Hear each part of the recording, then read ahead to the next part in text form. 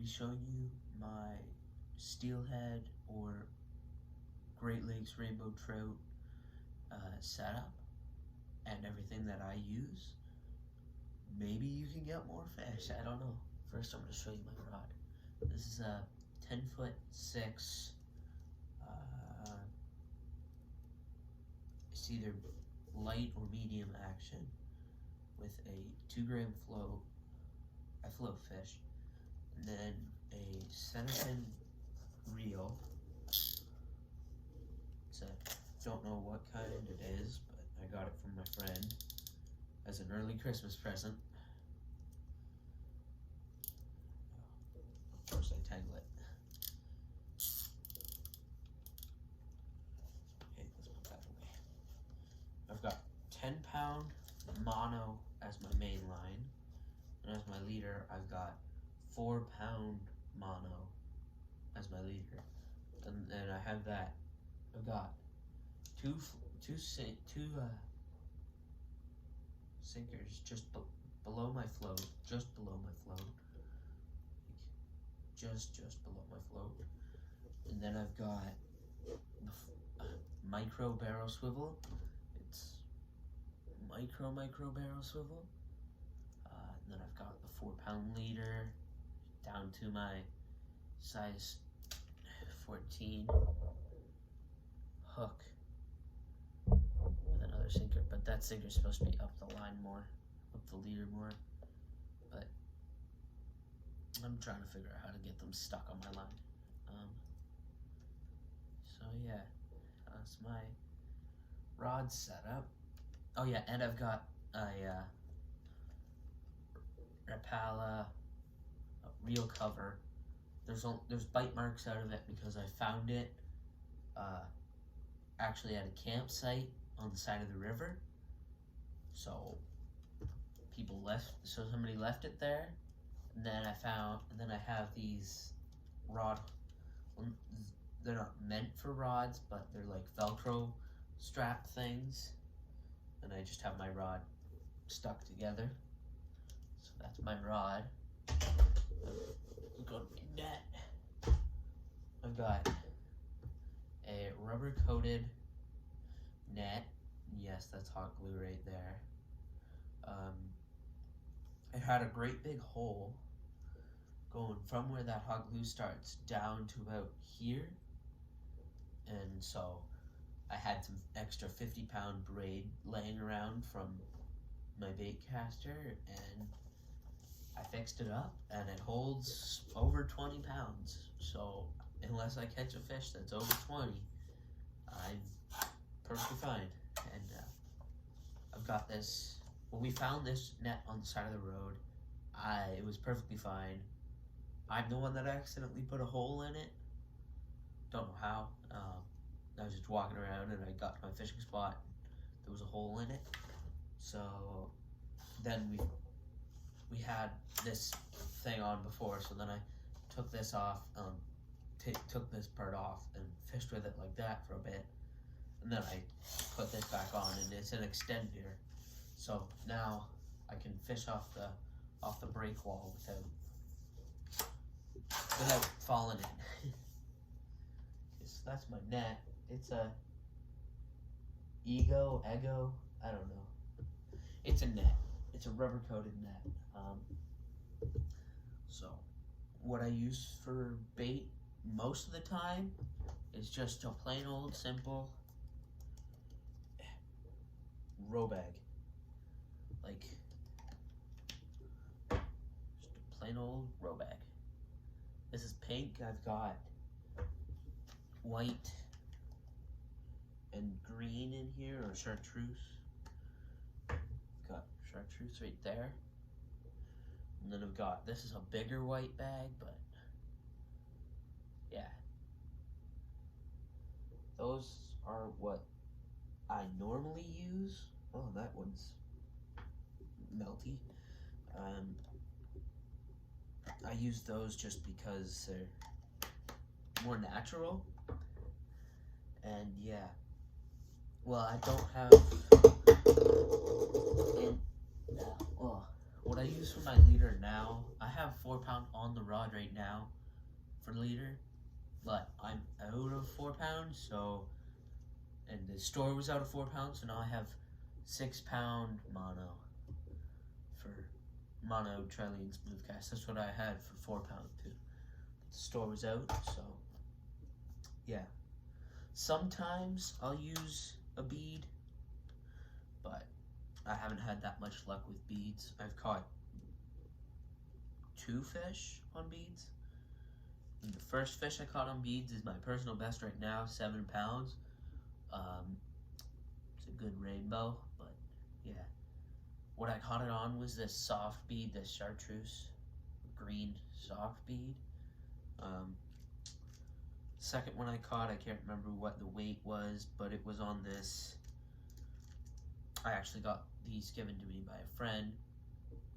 It was another bead, but it's not soft. It's a hard bead. It's a glass bead, really small glass bead, and yeah, I just had it with a size 14 hook. I've hooked a ton of fish with these Berkeley pink worms, but haven't landed one yet. My friend has landed a bunch. I don't want to say his name because I don't know. You might know. He gave me this pink worm, a bunch of pink worms actually. I don't have any more. This is the last one. And then I've got a bunch of these brown worms, which I'm excited to use for opening day, which is April 27th. I'm filming this February 29th or 30th. It's either 29th or 30th. February 3rd. Yeah, I think it's February 30th. I can't remember. It's probably February 29th. Yeah, it's the last day of February 29th. So, yeah, it's February 29th, 2024. I am excited for April 27th, 2024. Last year, I had no luck on opening day, but hopefully this year, now that I know what I'm doing, I will have way better luck. I didn't hook a fish last opening day, and me and my friend Matt, we walked up and down the river looking, and we saw a ton of fish get caught, but we couldn't hook one. He was using a push button, or spin cast as you might call it, a Zebco push button he was using. He was float fishing with beads, but he didn't know that the beads were supposed to imitate eggs. He thought that they were just supposed to attract the fish. So he had them about maybe that far away from his hook, like 10 inches or so away from his hook, and he never hooked one because he would feel them biting it. He would try to hook them, but the bead was just too far away. So yeah, that was I actually got like 2 of his beads. One of these beads is a bigger, more like orange bead. I'm waiting for it to be muddier water so I can use that over top of a row bag. For anybody wondering, I have used bead pegs. I love using bead pegs, but they're expensive and I don't want to buy them, so I just find them on the side of the river as I go. But other than that, I just loop the line through a couple of times, or use a toothpick, or ask my friend if he has any bead pegs. Yeah. Well, I've got this little container of beads. I don't like to bead fish that much, but then I've also got this whole container of beads with a different kind of pink worm in it. It's like a curly pink worm. I don't know. Found that on the side of the river. Yeah, then I've got those brown worms and white beads with pink bead pegs in them. Yeah, then I've got these things, which I haven't caught anything on. They're Lunker Hunt bait jar larvae. pink. I don't know if they float or sink. I can't remember, but they're like basically a Tic Tac. And they're really stretchy, and they aren't that easy to break, but you kind of need a lot of them to cover a hook. So then I've also got some of these. What was that? Some of these. Oh, yeah, I've got a shrimp, rubber shrimp. My Grammy got me a bunch of these for Christmas. I don't know why, but yeah. And then I've got these. They're just also larvae, but these sink and they smell terrible. They're power bait, power honey worms, 55 CT. These, they're like, yeah, I've got white and I've got red. And then I've also got everything that this is everything I bring with me. I've got my old timer knife that I got from my dad. That's just in case I want to keep fish. I don't go around just stabbing fish. I don't. I'm not, my friend. Then I've also got, well, I tied these myself with just yarn and a pom-pom and a jig head. Some jigs. I'm not even going to try them. I've tried them, but they're not the best. So I've got that one. And then I've got, they're all different colors. This, wait. Thought this one was pretty cool. It's got a purple, red, and then yellow on the back. And wait, oh come on, where's it tangled? And then I've got this jig. It's another one. That blue stuff is also yarn, and then there's a pom-pom and a jig head. I've got this one, orange jig head, orange tail, red pom-pom body. Also got this one, which is green jig head, pink tail, red body. Yeah, whoops. I also have these pliers. I don't know. Well, it doesn't say the brand on them, but I found them hanging out of a tree with a case and everything. It's got the split ring pliers at the front, sinker pinchers, then it's got scissors in the very back, and then it's got like a lever to hold it closed. It's got a little loop on the back, but I don't use the loop. I also bring these with me just in case. My friend found these on the ground, so he gave one to me. And they're Phantom Wacky Wigglers. They're soft beads. Let's see. These are the bigger ones. They're like big and they're soft beads. So, and these float. I'd prefer them not to float, but oh well. Those green ones, they don't float.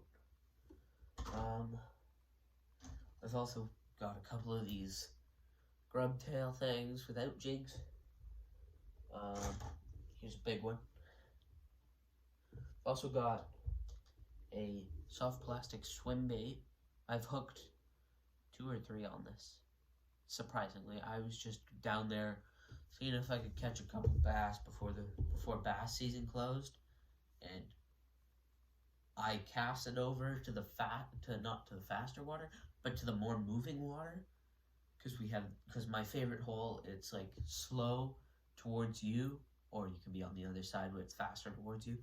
but it's slow towards you when you're on my favorite side, because it's deep there. And then on the other side, it's just moving and shallower. But so I casted up more, where it's a bit deeper but still moving, and just bounced along the bottom because that's how I get bass. And I started reeling in, and it just started shaking, head shaking. And bass, they don't do that much. But it did not feel like a bass, and I had brought in a rainbow. But I got it onto the bank, but then it spit the hook and it got away. But I also carry hemostats with me, or pliers. They're like bent. They're surgical pliers, but I have some ones that like are straight up, but these ones are good. I also bring a couple of these with me.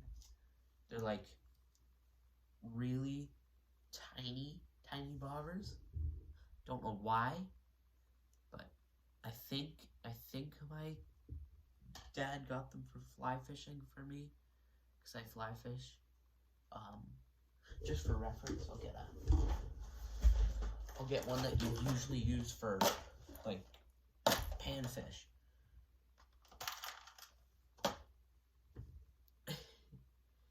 Just for reference, this is one I usually use for like sunfish and bluegill and perch and stuff.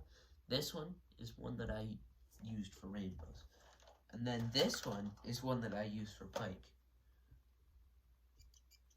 And then there's also this bright orange one, which I don't use. And I'm getting this out of my river tackle box. So all these bigger floats. And there's no pike in my river. Well, there is, but they're really rare. And I've only caught 2, I think. And then I've also got this survival bracelet. It's got a whistle, and to make it more survival, sparks. Flint and steel right on it. And a compass, so I don't get lost and just have to keep it on my wrist, and I keep it in my vest just in case. I also bring some of these little tubes, little trout tubes with me. We call the steelhead in here rainbow trout, or just trout. We have browns in here too. Actually, I've caught my biggest brown out of this river, and it's my favorite brown by far. It was 11 pounds. It's huge. I also got this little bead box for, I think it's meant for ice fishing, but I don't know. It's a bunch of little beads, and it's got some like perfect size trout egg bead sizes in here. It's got really small size ones for when the bass are spawning and the nests getting flushed out. But yeah. And I've got this little hook box in here. These hooks, they don't have eyes on them. They've got like little, you have to tie right to the hook itself, like to the shank of the hook.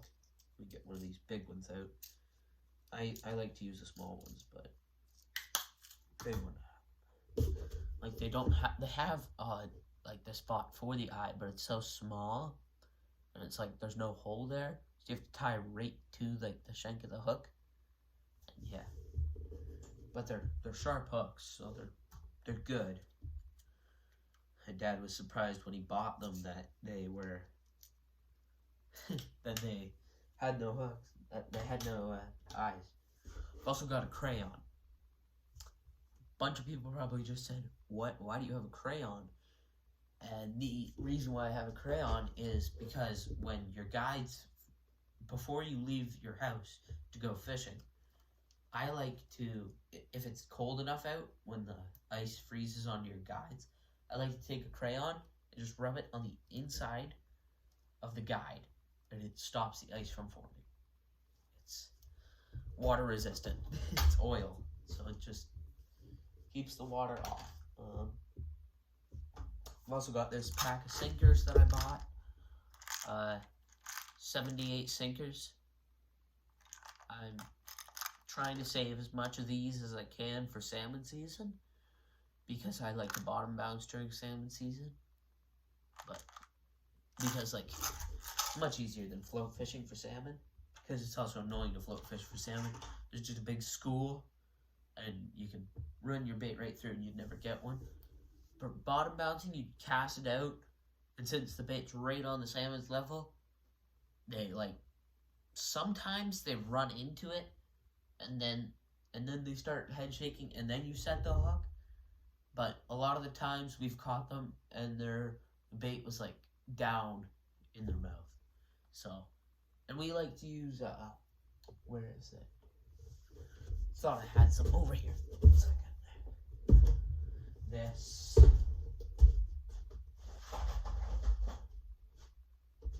fire bait, pink shrimp stuff. It's not power bait, it's fire bait. It's like, I do float fish for salmon sometimes, but this stuff, it's not fire bait.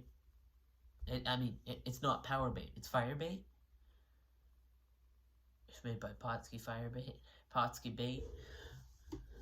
And yeah, it's pink shrimp scent trout dough. That's what we call it, just trout dough. And it's like basically just power bait. But this stuff also floats, so we wrap this in spawn bag netting, and then we just hook it on like you would a spawn bag, but it floats so it stays in the same spot. And yeah, it's perfect. What else do I have?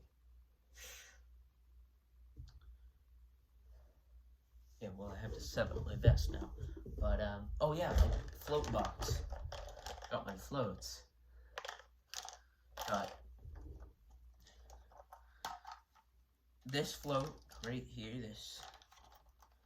this one I got from my Uncle Adam when I first got my first ever center pin, and Steven has it now. I'm not letting him keep it because he has a tendency to break rods, and I don't want him breaking that rod. I'm letting him use it for trout season. He's probably using it right now, but yeah. Then I've got this float. This float has caught me a couple fish. Since it's clear at the bottom, the fish can't see fish can see it, but hardly, but barely. There's also this float found in the river. It's full of cracks and everything. And then I've got this float, a weighted bottom float, so it sits like that in the water. I'm saving this for bass season when the bass are in the river, because I like to center pin fish for bass. I've got this float, which I made. That's just fish tank tubing, and then some glitter on the top, and it's cork. And just sanded down cork. That's what it is. With a skewer through the middle, and some hot glue in the middle. Also got this 5-gram Raven float. Found this on the side of the river. And then I've got this float. It's not a Raven, but it looks like a Raven. I think somebody gave this to me. Oh yeah, somebody gave this one to me too. I found this slip float on the side of the river. I have yet to use it. I think I'm going to this spring, but I don't know. Yeah, that's pretty much it.